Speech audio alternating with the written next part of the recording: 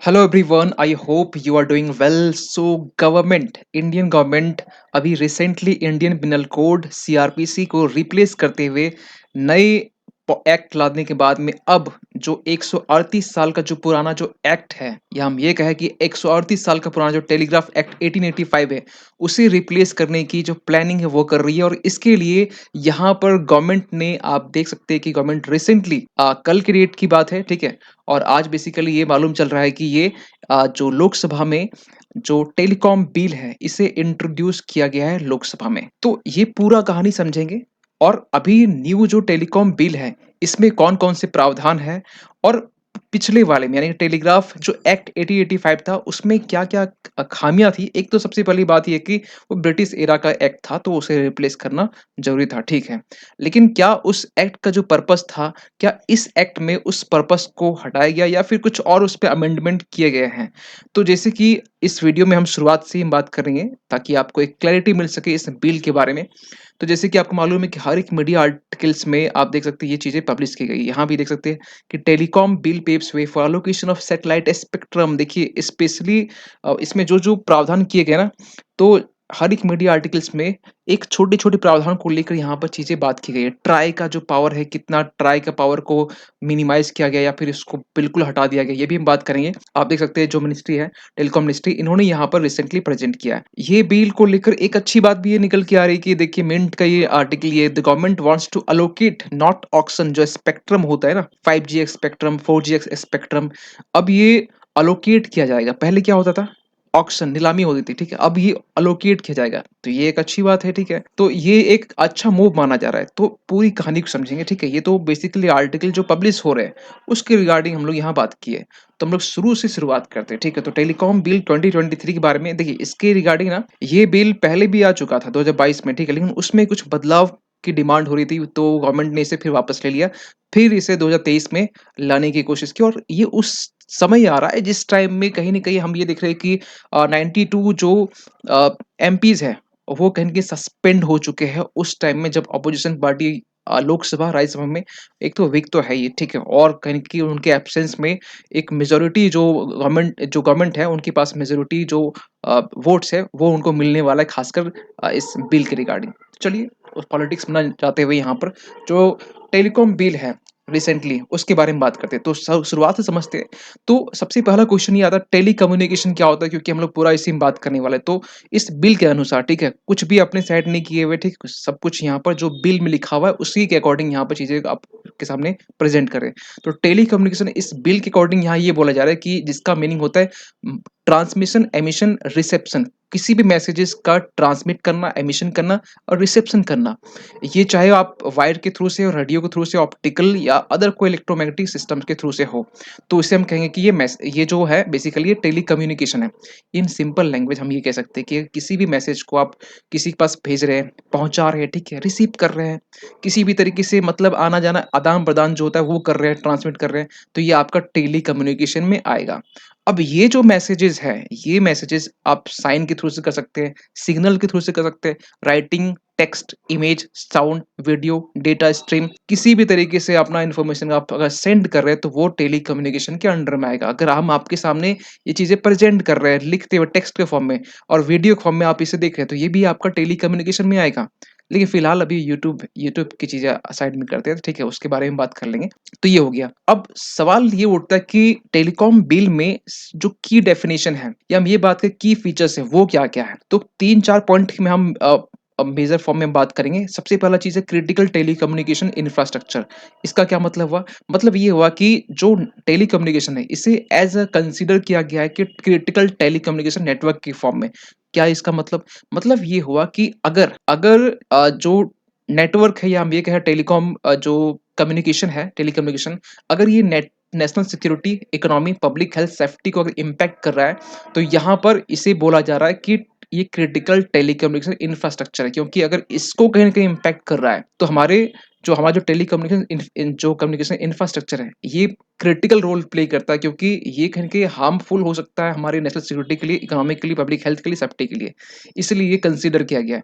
और इसी में ये बोला गया कि अगर गवर्नमेंट यहाँ फर्दर इसमें इस बिल के अकॉर्डिंग गवर्नमेंट को फर्दर एम्पावरमेंट किया गया है कि गवर्नमेंट डिसाइड कर सकती है कि क्या स्टैंडर्ड होना चाहिए, क्या सिक्योरिटी प्रैक्टिसेस होनी चाहिए, क्या अपग्रेडेशन होना चाहिए रिक्वायरमेंट के अकॉर्डिंग, और क्या प्रोसीजर होना चाहिए जो कि कहीं क्रिटिकल टेलीकम्युनिकेशन इंफ्रास्ट्रक्चर के लिए को इम्प्लीमेंट करने के लिए नीड है। तो ये सबसे पहला बात हुआ, क्रिटिकल टेलीकम्युनिकेशन इंफ्रास्ट्रक्चर के बारे में बात किया गया।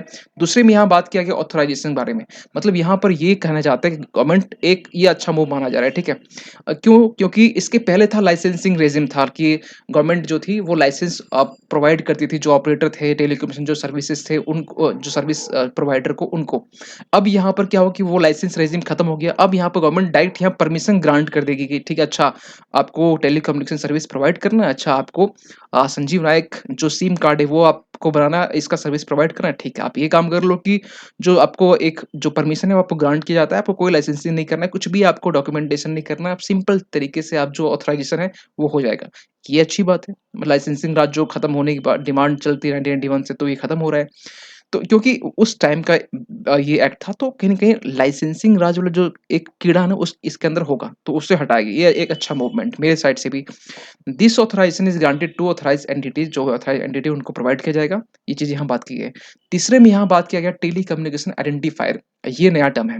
यहाँ बोला भी जा रहा है this is a new term that has been defined in the 2023 version of the bill. इस बिल में एक नया जो टर्म है ये डिफाइन किया गया है। ये क्या होता है देखिए, इसका मतलब एक सीरीज से है या एक कॉम्बिनेशन ऑफ डिजिट से है। मतलब एक सीरीज या कॉम्बिनेशन ऑफ डिजिट से है या कैरेक्टर से है, एक सिंबल से है, जो कि किसको प्रोवाइड किया जाएगा, तो जिसको हम कह सकते हैं एक यूजर को, यानी कि आपको, हमें, ठीक है। अगर आप सिम कार्ड ले तो आपको भी एक सीरीज, एक कॉम्बिनेशन डिजिट या बोल सकते हैं कैरेक्टर सिंबल प्रोवाइड किया जाएगा। या फिर टेलीकम्युनिकेशन सर्विसेज को, सर्विस को, टेलीकम्युनिकेशन नेटवर्क को, element of telecommunication network, telecommunication equipment and authorised entity, ये सबको प्रोवाइड किया। ये एक नया चीज है, ठीक है। जब ये आएगा तो मालूम वैसे चल जाएगा। इन शॉर्ट कह सकते हैं बहुत सारी इसमें प्रोविजंस है, लेकिन इन शॉर्ट की हम आपको कुछ कुछ पॉइंट पे हम बात करेंगे। जैसे कि इसमें एक अच्छी बात क्या है कि अगर आप नए सिम कार्ड लेते हैं तो मैंडेट कर दिया गया बायोमेट्रिक आइडेंटिफिकेशन। ये अच्छी बात है, खासकर सिक्योरिटी के पर्सपेक्टिव से। दूसरा चीज ये है कि आप अगर सोच रहे हो ओटीटी सर्विस के बारे में कि क्या ओटीटी सर्विस इस टेलीकॉम बिल के अंतर्गत आएगा, नहीं, इसे अलग रखा गया कि services kept away from regulation bye telecom law. OTT का मतलब हो गया ऑफ द टॉप, जो आप देखते हो नेटफ्लिक्स हो गया, अमेजॉन प्राइम हो गया, ये जो आप जो वेब सीरीज जो ओटीटी प्लेटफॉर्म है वो सारी चीजें इसमें कवर होते हैं। Simplifies spectrum authorization from the hundreds of pages to a short digital application. देखिए जो स्पेक्ट्रम ऑथराइज किया जाता था, अभी हम जो पहले में बात की ना, एक आर्टिकल था पीछे मिंट का, कि यहाँ पे स्पेक्ट्रम अब यहाँ पर ऑक्शन नहीं होंगे, अब यहाँ पर अलोकेट किया जाएगा। तो ये एक अच्छा मूव माना जा रहा है, खासकर जो टेलीकम्युनिकेशन जो सर्विस प्रोवाइडर उनके लिए भी, ठीक है। एक चीज यहाँ पॉइंट और भी हम बात करेंगे, आगे पॉइंट आएगा, clarity brought to administrative allocation of telecom spectrum. एक एक जो क्लैरिटी होते हैं ना, देखिए स्पेक्ट्रम जो बेसिकली जो सर्विस प्रोवाइडर है, जैसे आज के टाइम में देखा जाए तो दो प्लेयर बाकी है, यानी कि एयरटेल और एक जियो, और वोडा आइडिया जो मिक्स हुआ था, मतलब मर्ज हुआ था, वो तो बेसिकली तो उसका नामो निशान तक नहीं है, लेकिन इस दो मेजर प्लेयर हैं। तो यहाँ ये बोला जा रहा है कि जिनको स्पेक्ट्रम अलोकेट किया जाता है, ठीक है, तो स्पेक्ट्रम जैसे मान के चलिए कि आप 5G स्पेक्ट्रम कोई भी सर्विस प्रोवाइडर लिया है, तो 5G स्पेक्ट्रम के बाद में अगर कोई चाहता है उससे 4G लिया है और 5G में करना चाहता है, तो उससे वो इजीली वो उसे कहीं न कहीं उसे रीपर्पस किया जा सकता है। तो इस चीज़ के बारे में बात किया गया है। Prohibition of ads promotional message unless consented by users. अगर बिना यूजर्स के कंसेंट के बिना आप उसका प्रमोशनल मैसेजेस या फिर जो एड्स आप उसे पब्लिश नहीं कर सकते, मतलब उसका यूज़ नहीं कर सकते, ठीक है, ये चीज़ बात की गई है। यहाँ पर ये भी कहा जा रहा है कि गवर्नमेंट जो है ना, देखिए अगर आपका जो अनयूज्ड स्पेक्ट्रम है, यानी कि जो भी टेलीकॉम सर्विस प्रोवाइडर है, उनका अगर स्पेक्ट्रम यूज़ नहीं हुआ है, आप चाहते हैं कि स्पेक्ट्रम क्या होता है, स्पेक्ट्रम के ज़रिए कहीं न कहीं आपके पास में इंटरनेट जो सर्विस प्रोवाइडर इंटरनेट है ना, वो बेसिकली पहुँचता है, ठीक है, इन शॉर्ट समझिए। तो अनयूज्ड स्पेक्ट्रम को गवर्नमेंट फिर वापस ले सकती है, ये अच्छी बात है, ठीक है, यहाँ पर जो सर्विस प्रोवाइडर उनके लिए भी। कुछ-कुछ लोग का तो मतलब जैसे जैसे वोडाफ़ोन, आइडिया हो गए, इनका तो चलता नहीं है, ठीक है? तो ये लोग ख़ासकर जो स्पेक्ट्रम वापस दे सकते हैं। एक अच्छा मूवमेंट ये है। Telecom spectrum can be used between different generation exchange. देखिए यानी यही चीज़ हम अभी बोले कि 4G से 5G करना चाहते हैं, कर सकते हैं। Trusted source regime for procurement of telecom equipment. जो भी टेलीकॉम इक्विपमेंट है, आप अगर आप प्रोक्योर कर रहे हैं तो आप ट्रस्टेड सोर्स से ही आप इसे प्रोक्योर कर सकते हैं। Government can take control of telecom network amid war and public emergencies. Government किसी भी पब्लिक एमिड किसी वॉर सिचुएशन में या पब्लिक इमरजेंसी सिचुएशन में गवर्नमेंट कभी भी टेलीकॉम नेटवर्क को कंट्रोल कर सकती है। ये 1885 वाला टाइम में भी था इस तरह कुछ, लेकिन आज के टाइम में डिजिटल एरा है, डिजिटल एज है, तो उस टाइम में उसके अकॉर्डिंग देखते हुए, नीड को देखते हुए, सिक्योरिटी को देखते हुए यहाँ पर गवर्नमेंट इस तरीके के जो पॉलिसी है उसका फॉर्मुलेशन कर रही है। ठीक है, इसके अकॉर्डिंग सही है, कहीं कहीं मेरा भी सपोर्ट है कि हाँ इस तरह के होने चाहिए। लेकिन हाँ, कहीं कहीं ना कहीं मेरा भी कंसर्न ये होता है कि जो प्राइवेसी है, पब्लिक प्राइवेसी, जो लोगों की प्राइवेसी, उससे कहीं ना कहीं हार्म नहीं पहुंचना चाहिए। बाकी सब कुछ सही है अपनी जगह पर। Telcos can voluntarily disclose small mistakes and pay a fine. देखिए क्या होता है, जो टेलीकॉम कंपनी होती है ना, छोटी छोटी मिस्टेक करते हैं तो बड़ा उसे जो कोर्ट जो का चक्कर है ना वो लगाना पड़ता है। तो इसके लिए ना वॉलंटरी वो डिस्क्लोज कर सकती है हमसे छोटा मिस्टेक हो, क्योंकि कोई भी कंज्यूमर जाएगा उसके खिलाफ में केस फाइल करेगा, तो उससे अच्छा है कि वो खुद से डिस्क्लोज करे कि हाँ हमने छोटी मिस्टेक की है, इसके लिए फाइन देने के लिए तैयार है। क्योंकि आपका, अगर आपको मालूम हो कि वोडाफोन आइडिया के ऊपर सुप्रीम कोर्ट ने बार बार ये कहा कि आपको समथिंग कुछ अमाउंट देने पड़ेंगे, और करोड़ों में वो अमाउंट था। अगर आपको वो न्यूज मालूम होगा तो आई थिंक 2-3 साल पहले का होगा। तो mechanism of online grievance redressal for consumers, ये तो कहीं के हर एक पॉलिसीज में होती है कि मैकेनिज्म होगा ऑनलाइन ग्रीवांसेस के लिए। तो ये सारे प्रोविजंस, ये सारे जो फैक्टर है टेलीकॉम जो बिल है उसमें रखा गया है। पुरानी वाले की बात करें तो 1885 में जब आया था तो उसका भी जो मेन पर्पस था ना, यही था कि जो गवर्नमेंट थी, क्योंकि उस समय तो 1885 की बात करें तो हम कह सकते हैं कि ब्रिटिश एरा, यानी कि जो ईस्ट इंडिया कंपनी थी वो हट चुकी थी, और डायरेक्टली ब्रिटिश पार्लियामेंट से रूल किया जा रहा था, वाइसरॉय और गवर्नमेंट और जो सेक्रेटरी था उसकी तरफ से। तो ये बेसिकली लाया गया था गवर्न करने के लिए जो वियर्ड होते wireless telegraphy, telephones, teletype radio communication, digital data communication, ये उस समय जो गवर्नमेंट के खिलाफ में जो आवाज उठे तो उसको कर्ब करने के लिए बनाया गया था। ये तो सिंपल, आप कहीं ना कहीं पॉलिटी में पढ़ते होंगे, आई होप कि आप हमसे ही पढ़े होंगे, कहीं जो स्टूडेंट हमसे जो पढ़े पॉलिटी या हिस्ट्री में पढ़े होंगे। It gives the government of India exclusive jurisdiction and privileges of establishing, maintaining, operating, licensing, ये सब चीजें जो बेसिक चीज होती है वो चीजें गवर्नमेंट के हाथ में था। ठीक है, और गवर्नमेंट ऑथराइज करता है कि लॉ इन्फोर्समेंट एजेंसी जो मॉनिटर कर सके, इंटरसेप्ट कर सके कम्युनिकेशंस को, टैप फोन लाइंस को कर सके, ये सब चीजें भी इसमें इन्वॉल्व थी।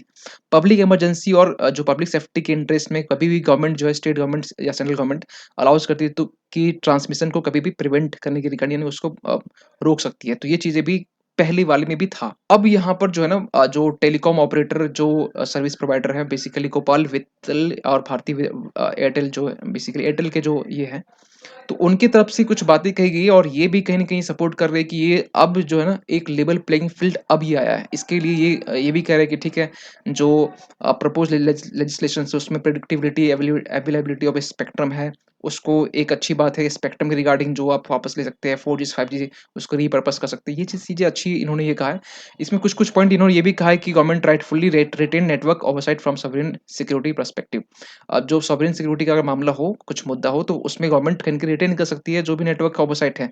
तो इसके मामले में इनका सपोर्ट आया, और ऐसा नहीं कि इनका सपोर्ट आया है। इसके अलावा आप देखें वोडाफोन का जो सीईओ है, इन्होंने भी यही कहा है कि जो टेलीकॉम नेटवर्क्स है इनका सिक्योरिटी ये पैरामाउंट है, और the bill recognizes telecom as critical infrastructure.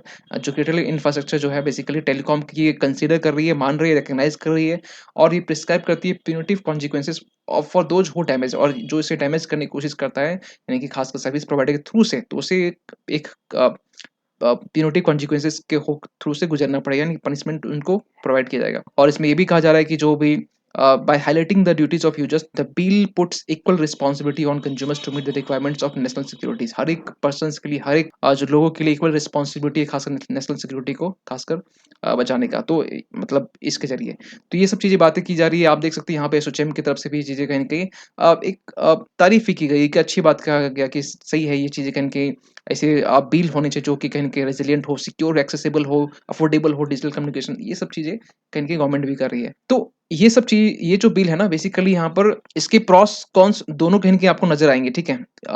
लेकिन अगर देखा जाए आज का डिजिटल एरा उसके अकॉर्डिंग कहीं न कहीं बिल में चेंजेस होने चाहिए थे, और ब्रिटिश एरा का ये एक्ट है तो कहीं न कहीं इसमें बदलाव तो रिक्वायरमेंट थी, क्योंकि इसके पहले भी हम लोग देख चुके हैं कि इंडियन पेनल कोड की बात करें या सीआरपीसी जो क्रिमिनल प्रोसीजर कोड की बात करें तो वहाँ पर भी गवर्नमेंट ने बदलाव किए, रिप्लेस किए, तो ये भी होना चाहिए।